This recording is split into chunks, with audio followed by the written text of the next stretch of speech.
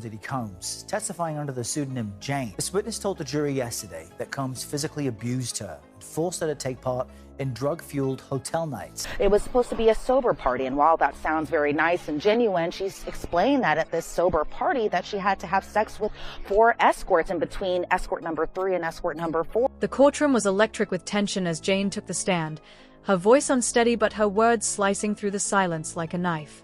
In a stunning moment now making headlines around the world, she testified under oath about a violent altercation involving Sean Diddy Combs, an incident long buried beneath layers of fame, power, and silence. The moment her statement landed, Diddy visibly lost control, reacting with an intensity that shocked everyone in the room. Gasps echoed through the gallery as the judge immediately called for order, and even security seemed unsure of how to proceed. This wasn't just another celebrity scandal, it was the unraveling of a man once considered untouchable. Now, the world is demanding answers. What exactly did Jane say that shattered Diddy's composure? A couple of the witnesses gave false testimony on the stand. Regarding Jane, her testimony, I think what was most striking about it yesterday was how similar some of it was to Cassie Ventura, Sean Combs' ex-girlfriend. In particular, Jane testified about how when Cassie Ventura filed her civil lawsuit in November of 2023, she said that she almost fainted. In fact, she may even have fainted because there were 3 pages of that lawsuit, Errol, where she said it was like word for word reading about her own experience. And she said this to Sean Combs. She couldn't believe how much it mirrored what had happened to her. She also testified about being with Sean Combs when that infamous video of him assaulting Ventura at a hotel came out. She was there when he was crafting his apology. And what was really striking, Errol, is that she then talked about a violent incident that happened with them in June of 2024, after that video had come out. Telling him about her feelings as far as not doing it and throwing up after one particular hotel night or debauchery night or freak-off party where it was supposed to be a sober party. And while that sounds very nice and genuine, she's explained that at this sober party that she had to have sex with 4 escorts in between escort number 3 and escort number 4. The courtroom was already thick with tension when Jane was called to the stand, but few could have predicted the seismic impact her testimony would have. Seated quietly in a navy blazer, hands folded neatly in her lap, she appeared unassuming, almost fragile. Yet when she began to speak, her words landed like thunderclaps. The first few sentences were measured and clinical, laying out a timeline of events with a calm, unwavering tone that belied the gravity of her story. But everything shifted when she reached the moment of the alleged violent altercation with Sean Diddy Combs. Jane paused, took a deep breath, and continued. Her voice cracked slightly as she said, "He grabbed me," then added, "and slammed me against the wall." Gasps rippled through the courtroom. Diddy, seated just feet away, clenched his jaw. Those closest to him noticed the twitch in his eye, the stiffness in his posture. He gripped the edge of the table as though trying to steady himself. It didn't work. Jane pressed on, describing how the confrontation escalated, how she tried to fight back, how he allegedly shouted obscenities, and how he warned her never to speak of it again. Her accusations were graphic, emotional, and disturbingly precise. With each sentence, she peeled back another layer of a man long shielded by fame and influence. Reporters scrambled to type every word. The court sketch artist raced to capture the moment Diddy's composure cracked. His attorney leaned in, whispering urgently, likely urging him to stay calm. But it was too late. Jane's words had already pierced his defenses. His face turned red. He muttered under his breath.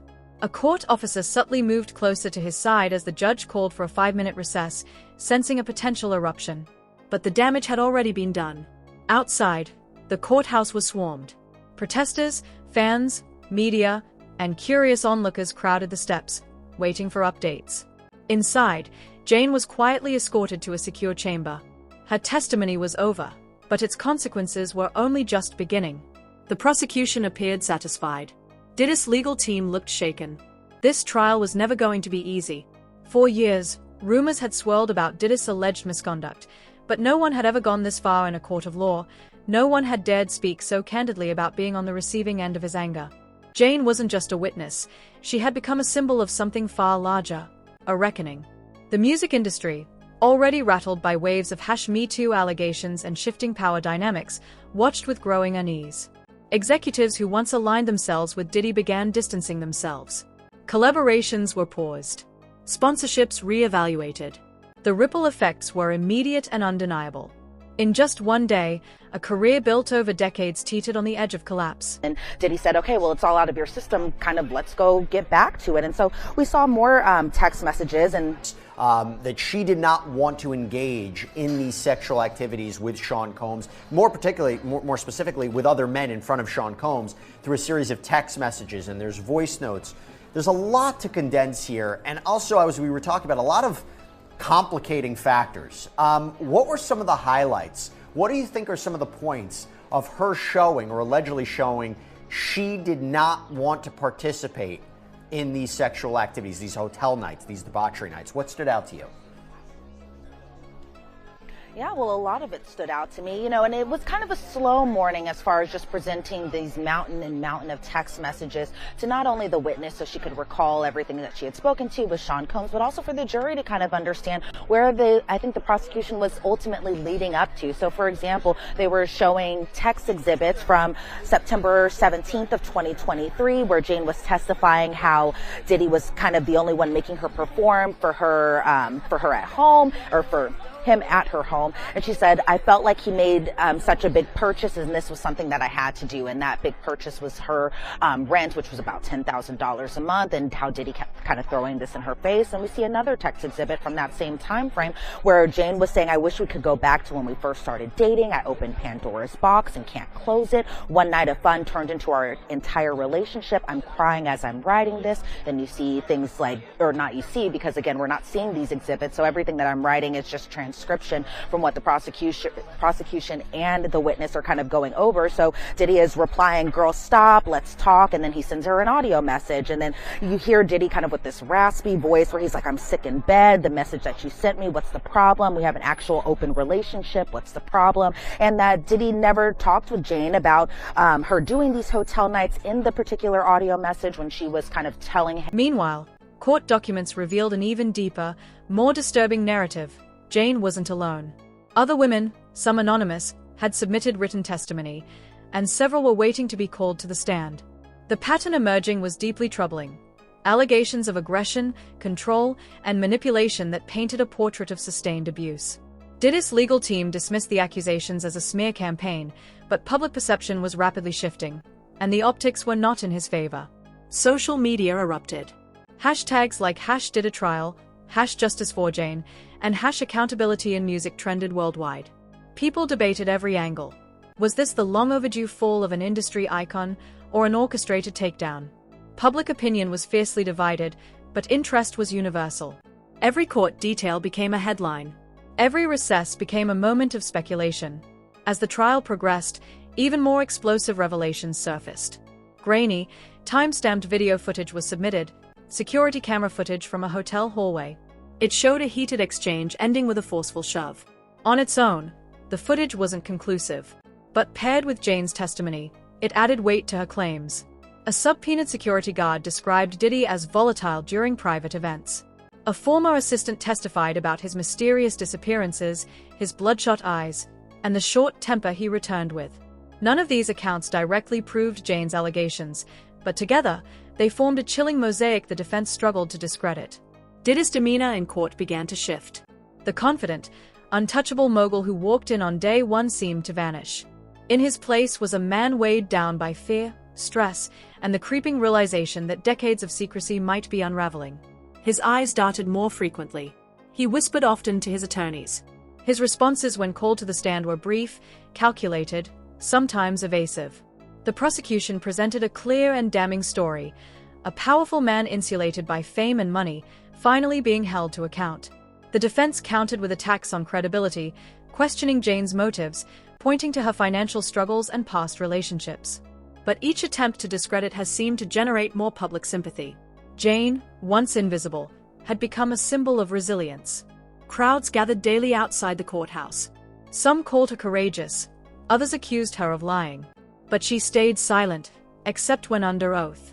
Her lawyers declined interviews. She stayed off social media. She didn't chase the spotlight, yet she was now the center of it. In one particularly gripping moment, a former bodyguard took the stand and delivered a revelation that sent audible gasps through the courtroom. He described a secret room in one of Diddy's homes, soundproofed and locked from the outside. He claimed he had been told never to let anyone near it. The implication was horrifying. Diddy's attorneys immediately objected, and the judge instructed the jury to disregard the comment. But the damage was done. The seed was planted. Questions now loomed larger than ever. What had Diddy been hiding? And why had so many been willing to protect him for so long? In reference to one particular trip in September of 2023, where Diddy told her that he wanted to just take her to New York. They would spend some time together. Jane had thought that, okay, we are going to spend some time together. It's going to be a nice time. She was sending him places for them to go as far as restaurants to go to here in the city. But she was also kind of texting him some explicit things, such as, for example, Diddy was saying, okay, let's have a good time. Do you have your passport? And then Jane is responding, miss my pretty hard D. Yes, I have my passport, baby. You turned me on so crazy, can't wait. And Jane was saying that Diddy texted her on the flight, and at this point she got particularly upset because Diddy was asking her where Cabral is, and Cabral was one of the escorts that they used. And so Diddy, again, Jane thinking at the time she was flying over to New York for just spending time with her boyfriend, and she was saying that Diddy was wanting an entertainer for that night, or entertainment for movie night. And movie night wasn't going to AMC theaters, which I personally love to do, but movie night was them watching their sexually explicit videos together and their recordings together of these freak off nights. And so Diddy was saying, Jane was saying, I just remember taking deep breaths and feeling disappointed and defeated. And so Jane responded in this particular message, just got to Wi-Fi again, not sure baby, in response to whether or not Cabral could fly into New York, because Cabral was somebody that was that resided in Atlanta. And so Diddy said, check red phone. Okay, I have a surprise if that's okay, and just one. And so Jane was saying that Diddy was going to introduce her to someone new. And so that she said that she hated it. She hated this entire concept. And she's getting pretty emotional while she's on the witness stand, kind of recalling that again. She thought that the two were just going to go for a date night. She was going to enjoy her trip to New York City. And then it ended up being another situation where she had to participate in a hotel night. And so outside the courthouse, the story had taken on a life of its own. Protesters gathered daily, some rallying in support of Jane, others demanding due process. Signs read "Justice over fame" and "We believe her." Major streaming platforms quietly began pulling Diddy-related content from promotional spots, and one prominent brand suspended a multi-million-dollar campaign featuring his music. The impact of the trial was echoing far beyond the courtroom walls. Then came a surprise twist. Another woman, using the alias Lisa, agreed to testify. Her account was hauntingly similar to Jane's. She had never met Jane, never spoken to her, but described a night that followed the same disturbing pattern: rage, violence, and a chilling warning to stay silent. Her voice cracked on the stand, but she too finished her testimony. It was another fracture in the dam holding back years of silence. Legal analysts began speculating that, regardless of the verdict, Diddy's empire might never recover. His record label faced mounting legal pressure, including new lawsuits. Artists under his brand began demanding audits and renegotiating contracts. Behind closed doors, music executives scrambled. What once was a powerful brand was quickly becoming a liability. Still, Diddy had his defenders. Some former collaborators spoke out, calling the trial a witch hunt. A handful of loyal fans protested the media's portrayal, accusing journalists of bias and exaggeration. But the tide had undeniably turned. For every voice defending him, there were thousands more demanding accountability. When Diddy finally took the stand, the courtroom was electric. No cameras were allowed, but reporters described the tension as suffocating. He denied all allegations. He called them misunderstandings, blamed mischaracterize, and pointed fingers at media manipulation. At times he was defiant, at others, visibly shaken.